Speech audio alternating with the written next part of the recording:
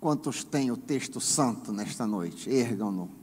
Ótimo, nós vamos explorar um salmo hoje à noite. Talvez vocês lembrem, nós temos durante várias quartas-feiras considerado diversos salmos do Saltério. E quarta-feira, quem esteve aqui quarta-feira passada? Levante a mão, só para eu ter uma ideia. Muitos. Vocês lembram que nós examinamos o Salmo de número 28? E hoje nós vamos examinar o 29º, próximo Salmo. Eu queria que você mantivesse a Bíblia aberta neste Salmo, que nós vamos caminhar verso por verso, tentando entender o que o salmista quer compartilhar conosco, e aqui e ali extraindo uma lição para as nossas vidas. Salmo 29. Igual ao Salmo 28, o Salmo 29 também pode ser dividido em 3 estrofes, 3 porções. Ele pode ser intitulado, eu intitulei Louvor ao Grande Poder de Deus, talvez esteja até aqui, está por trás das bandeiras, Grande Poder de Deus, mas também um outro título pode ser sugerido. O título é a soberania do Senhor. E esta soberania do Senhor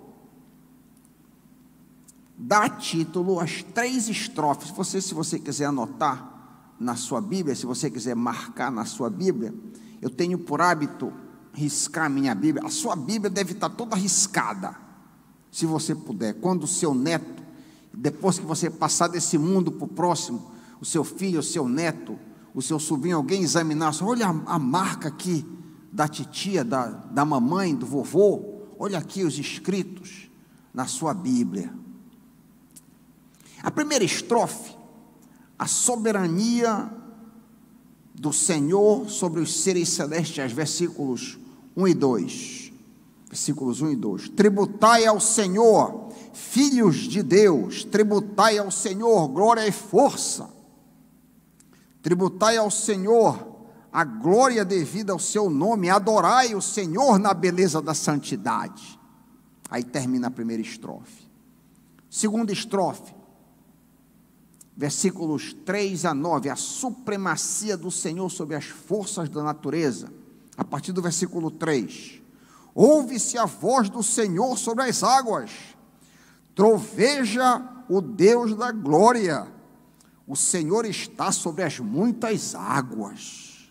A voz do Senhor é poderosa, a voz do Senhor é cheia de majestade, a voz do Senhor quebra os cedros. Sim, o Senhor despedaça os cedros do Líbano.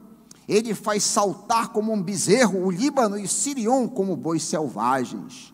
A voz do Senhor despede chamas de fogo. A voz do Senhor faz tremer o deserto. O Senhor faz tremer o deserto de Cádiz. A voz do Senhor faz dar cria às corças e desnuda os bosques. E no seu templo tudo diz glória. Final da segunda estrofe. Terceira e última estrofe. Os 2 últimos versículos, versículos 10 e 11. A supremacia do Senhor sobre a humanidade. O Senhor preside ao dilúvio, como o rei presidirá para sempre. O Senhor dá força ao seu povo. O Senhor abençoa com paz ao seu povo. Pai querido, fala aos nossos corações, nos ajuda a entender a Tua palavra, Pai, em nome de Jesus, amém. Então, o Salmo, as 3 estrofes é uma sugestão que eu estou dando. Alguns teólogos dividem diferente, mas eu achei muito lógica e muito boa essa divisão. E você pode, se quiser, como disse, anotar. A primeira estrofe, a supremacia do Senhor sobre os seres celestiais, versículo 1, tributai ao Senhor, filhos de Deus, tributai ao Senhor glória e força. Uma pergunta que nos vem à mente: quem são os filhos de Deus que Davi se refere aqui? Os filhos de Deus não são os crentes, não são os israelitas, não são mortais. Os filhos de Deus são os anjos e os seres celestiais. Por isso eu estava olhando algumas traduções mais contemporâneas, a NVI, por exemplo, não sei que tradução você tem, mas a NVI já traduz, ao invés de filhos de Deus, já traduz seres celestiais. A minha, a Almeida, que é mais antiga, ainda preserva o original. O original é filhos de Deus. O poeta inspirado manda que os exércitos celestes adorem e louvem ao Senhor. Eu penso que o salmista deve ter sido movido por alguma visão celestial, pois no céu constantemente Deus é adorado. Deus é adorado o tempo todo nos céus. Apocalipse 7, 11, 12, por exemplo, todos os anjos estavam de pé ao redor do trono dos anciãos e dos 4 seres viventes. Eles se prostraram com o rosto em terra diante do trono e adoraram a Deus, dizendo amém, louvor e glória, sabedoria, ação de graças, honra, poder e força sejam dados ao nosso Deus para sempre. Então no céu a adoração acontece continuamente, e o salmista Davi invoca os seres celestiais a que façam mais e mais, adorem ao Senhor. Só podia ser um homem inspirado de fato, um homem inspirado por Deus, para ter uma visão assim. E aqui a gente tira imediatamente uma lição para nós, uma lição prática tremenda. Devemos louvar, adorar e agradecer ao Senhor de contínuo. Exatamente isso que faremos quando estivermos no céu. Vamos adorar ao Senhor, vamos nos treinar a fazer isso a partir da terra. Ao invés de murmurar, vamos adorar ao Senhor. Outro dia eu dei uma recuada no carro, não estava prestando atenção, e entrei no poste de ré ali, e o Samuel disse uma coisa tão linda, ele disse: dai graças em todo tempo. Vamos agradecer e louvar o Senhor sempre, em todo tempo, agradecendo ao Senhor, tal qual Davi, inspirado por Deus, conclama os seres celestiais a fazerem. Versículo 2, olha o versículo 2: tributai ao Senhor a glória devida ao seu nome, adorai ao Senhor na beleza da santidade. Nota aqui que o nome Senhor é destaque no Salmo, vocês notaram? Este nome Senhor aparece 18 vezes neste curto poema.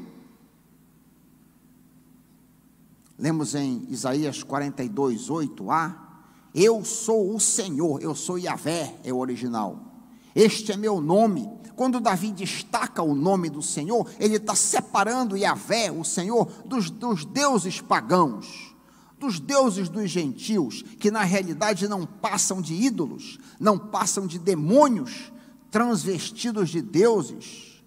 Assim aprendemos em 1 Crônicas 16, 26, pois todos os deuses das nações, ou seja, todas as religiões, não passam de idolatria, não passam de ídolos.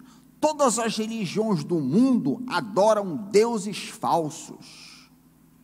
Todas as religiões do mundo adoram demônios.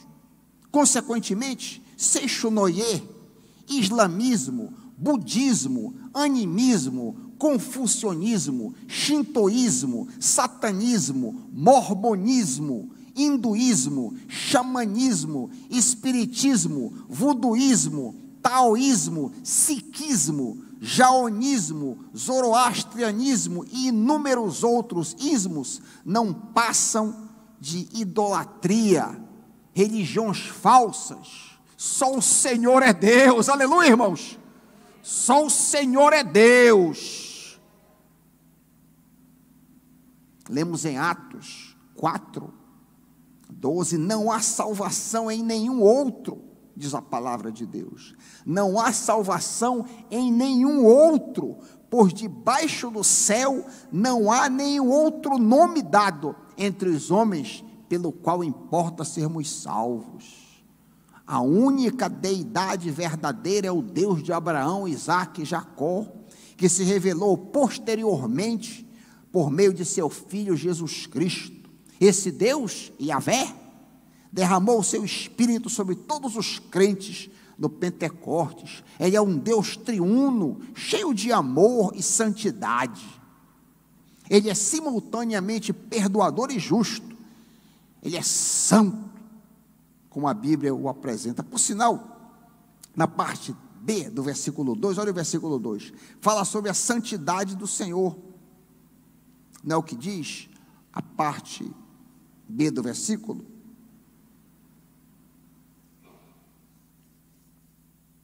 Adorai na beleza da santidade. O Senhor é santo.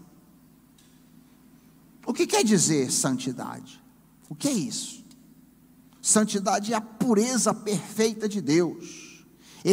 Santidade, ele é separado, ele é diferente de qualquer outro ser no universo. Por ser santo, repito, ele é separado, ele é diferente. Ele é perfeito, sem qualquer falha ou erro. O salmista conclama a que todos o adorem na beleza de sua santidade. Levítico 19, 2b, sejam santos, porque o Senhor sou santo. Levítico 20, 26, vocês serão santos para mim, porque eu, o Senhor, sou santo, e separei vocês dentre os povos para serem meus. Esta chamada à santidade é reiterada no Novo Testamento, 1 Pedro 1, 14 a 16, vale muito a pena destacar esse texto no Novo Testamento, 1 Pedro 1, 14 a 16, como filhos obedientes, não se deixem amoldar pelos maus desejos de outrora, quando vocês viviam na ignorância, mas assim como é santo aquele que vos chamou, sejam santos vocês também em tudo que fizerem, pois está escrito, sejam santos, porque eu sou santo.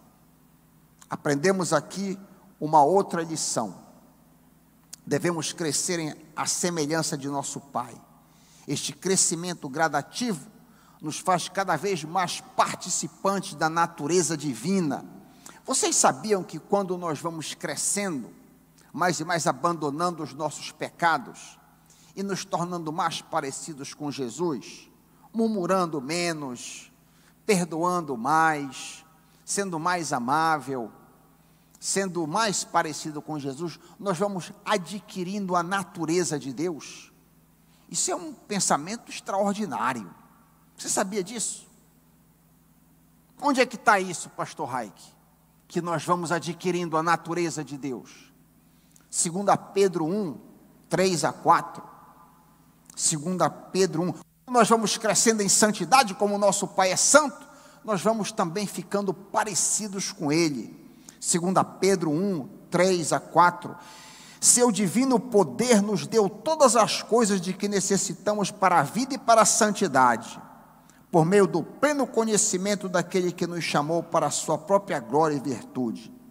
Por intermédio dele, ele nos deu as suas grandiosas e preciosas promessas, para que por elas vocês se tornem participantes da natureza divina e fujam da corrupção que há no mundo, causada pela cobiça. Que texto precioso! Quanto mais crescemos em santidade, mais belos nos tornamos, pois a santidade é linda. Este é o meu e o teu chamado como filhos de Deus, como crentes em Jesus, como portadores do Espírito Santo. Amém, meus irmãos? Crescendo em santidade, como Deus é santo. Segunda estrofe. A supremacia do Senhor sobre as forças da natureza. Versículos 3 em diante. Ouve-se a voz do Senhor sobre as águas. Troveja o Senhor da glória, o Senhor está sobre muitas águas. Esta aí é a primeira de 7 repetições da expressão, a voz do Senhor. Essa expressão é uma metáfora para o poder de Deus. A voz do Senhor equivale ao poder de Deus. Ele fala aqui também sobre o trovão, a voz do Senhor troveja. É interessante que o salmista equipara as duas coisas, o trovão com a voz de Deus, no Salmo 18, 13. Se você não conhece, essa equiparação está no Salmo 18, 13. O Senhor trovejou, o Altíssimo levantou sua voz. Típico paralelismo hebraico, dizer a mesma coisa em duas linhas separadas. O Senhor trovejou do céu, o Altíssimo levantou sua voz. A voz do Senhor é o trovão, por assim dizer. É uma imagem, uma metáfora do poder de Deus. Podemos imaginar que Davi, tomando conta das ovelhas ali no campo, de repente então caiu um trovão violento, bateu um trovão, espantou as ovelhas todas. Ele disse: esse tipo de evento, esse tipo de trovão, mostra um pouco do poder de Deus. É uma hipótese aqui que eu estou conjecturando do salmista, diante das forças da natureza, compará-las com o poder de Deus. É interessante que o homem e a mulher espiritual conseguem ver a mão de Deus nas coisas corriqueiras da vida. Eu me lembro, uma vez eu fui para um piquenique com uma senhora, quando eu estava na Escócia, que eu estava fazendo doutorado, eu pastoreei pela primeira vez na minha vida, durante um período de férias, e uma senhora bem idosa da igreja me chamou para um piquenique, e nós fomos. Ela levou uma cesta, levou toalha e levou uns lanches, e nós fomos caminhando, uma paisagem belíssima, e ela apontou para uma flor dessa de campo comum, e ela disse para mim: olha a mão de Deus, olha que coisa linda, olha que florzinha linda, olha as pétalas, de fato belíssima.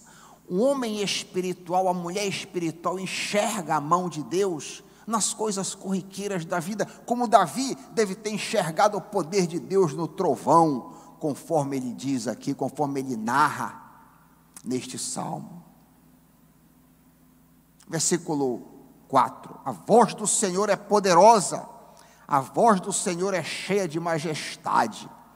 Vemos aqui a grande autoridade e poder de Deus sobre o mundo natural. Foi essa voz poderosa que disse: haja luz, e houve luz. Haja firmamento, haja separação entre água e água. Disse Deus: ajuntem-se as águas debaixo dos céus num só lugar. Disse Deus: apareça a porção seca. Disse Deus: também haja luzeiros. Foi essa voz poderosa que relampejou sobre a natureza e deu origem a tudo que vemos. Essa voz poderosa e majestosa era a voz do nosso Cristo, através de quem tudo que foi feito se fez.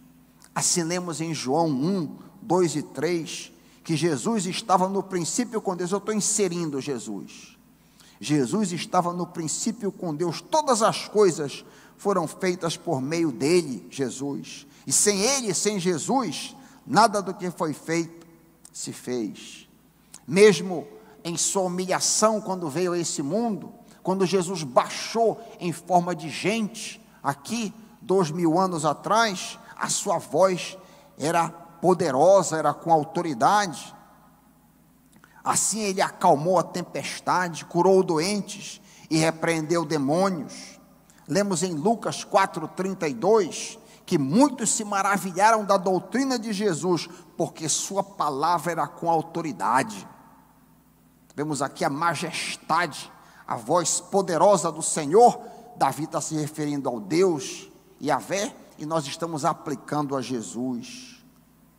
Versículos 5 e 6, acompanha comigo na tua Bíblia. A voz do Senhor quebra os cedros, sim, o Senhor despedaça os cedros do Líbano. Ele os faz saltar como um bezerro, o Líbano e o Sirion como bois selvagens. Os cedros do Líbano eram árvores nobres e gigantescas de 40 metros de altura, imagina, e 14 metros de diâmetro. Imagina aqui, 14 metros, eram os imponentes cedros do Líbano. Estas árvores eram orgulho da Síria, país notório inimigo de Israel. Davi mostra aqui que o poder de Deus podia despedaçar aquelas árvores como despedaçava os inimigos de Israel.